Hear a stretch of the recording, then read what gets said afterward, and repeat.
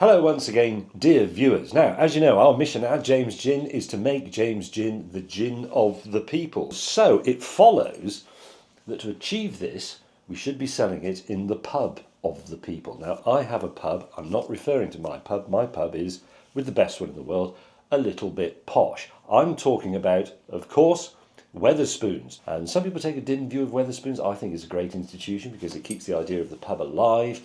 If you're young and broke, you can go there because they're not very expensive. If you're old and you've been betrayed by the government and had your winter fuel allowance taken away, you can go in there for a nice warm. So what I'm now going to do is compose an email to Tim Martin, the CEO and owner of the Wetherspoons chain of pubs, in an attempt to persuade him to stock James Gin. Here we go.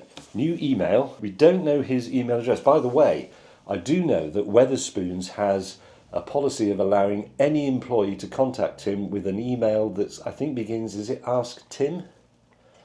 Tell Tim. That's it. You can do a Tell Tim. So if this fails to go through because I don't guess his email correctly, but you're watching this and you work for Wetherspoons, please simply forward my sentiments on the Tell Tim portal. So I'm going to put in things like, if I put a load of email addresses in, it will just bounce back the ones that don't work, but any that doesn't bounce back presumably has worked. So I'm going to try tim.martin@wetherspoons.co.uk, and then I'll do tim.martin@wetherspoons.net or .org, and then Tim without the .martin or T-Martin. You know, we'll just put everyone in. For now, though, I'm going to delete those because I think it's a good rule of life to compose your emails before you put the recipient in the address bar. That way you can't accidentally send it off while you've still written shit all over it. Subject. Now, this isn't it. What is a catchy subject? Because I expect he gets millions of emails, and most of them, like they are for all of us, are rubbish. So, I could put something like a great opportunity. I'm going to put, hey Tim, because that's what the user would do, a message from James May, just in case he happened to watch the Grand Tour or Top Gear.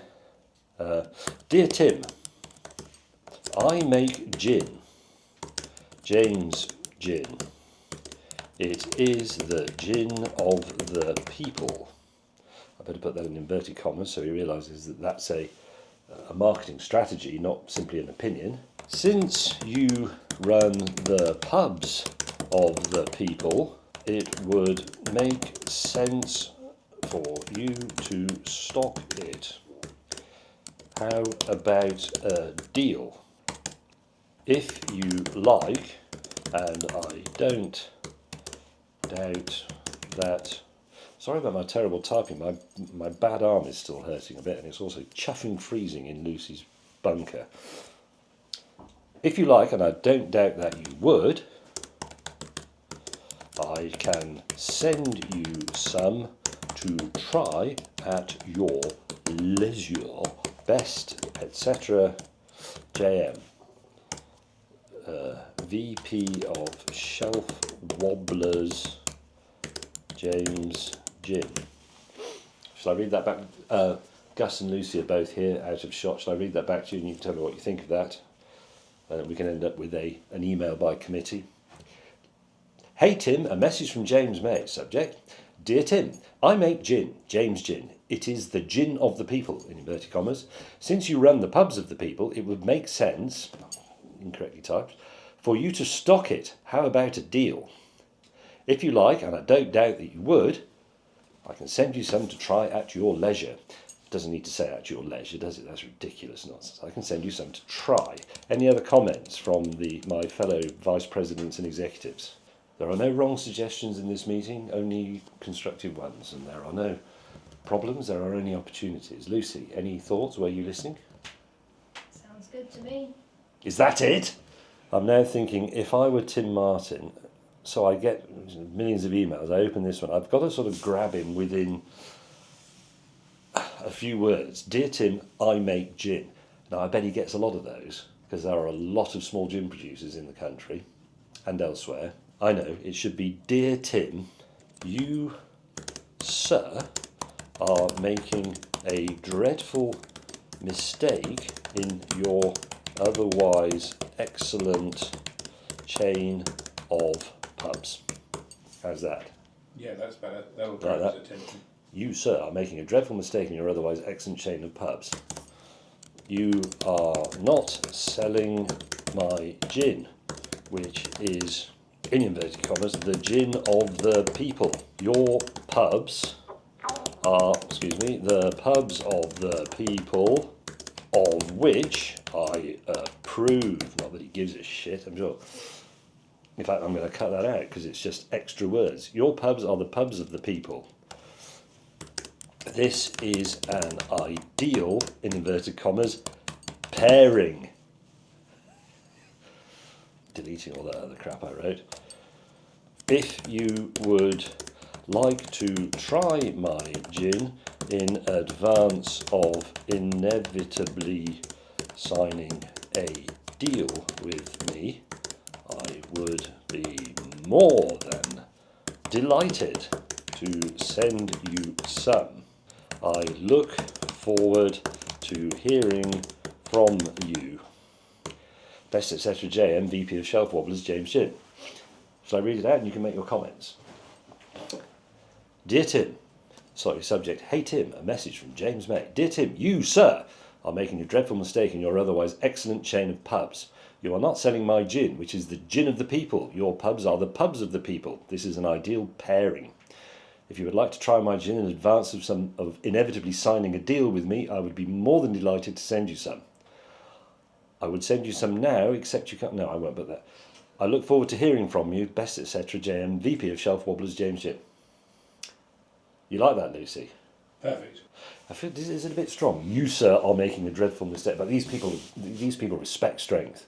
Yes. You don't get to be in a position like Tim Martin's by being a big soy boy, do you? Maybe I can improve that. Dear Tim, you absolute bag of gravel, sir. No, that's not right, is it? God, this is harder than it looks. And I've written a lot of emails in my life. I'm still not sure about this. I think he's a busy man.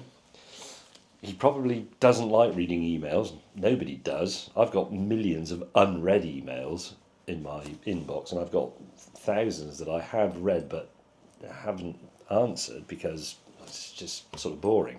So I think that's still too wordy, but this sentiment is roughly right. So I think let's go back to Dear Tim. Your pubs are the pubs of the people. I make the gin of the people. Perhaps we should reach out to each other. Okay. Dear Tim, hey Tim, a message from James May. Dear Tim, your pubs are the pubs of the people. New line. I make the gin of the people. New line. We should talk. What do you reckon? Short and sweet. That's good. And do you think it should be Dear Tim or Dear Mr. Martin? Oh, Sir Tim. Oh, he's Sir Tim, isn't he? Jeez, good God. I could have gone to the tower. Does that mean I've got to redo all those email addresses with sirtim.martin at... Right, I've got it because I think I can make this even shorter. Dear Sir Tim, good nodge there, Gus. I make the gin of the people. It should be in Wetherspoons. Best etc. JM, VP of Shelf Wobblers, James Gin. Perfect. But does it sound a bit presumptuous? I think it's good. Don't forget, if you do work for Wetherspoons and you have access to the Tell Tim portal, you could perhaps point him in the direction of this short video. There's an excellent contrast, isn't there, between the brevity of the email and the stultifying length of this video we're making. To Sir Tim Martin from James at blah blah blah. Subject, hey Tim, a message from James May. I'm going to reduce that just to a message from James May. The hey Tim is familiar and it's a bit ute. Dear Sir Tim. No. No.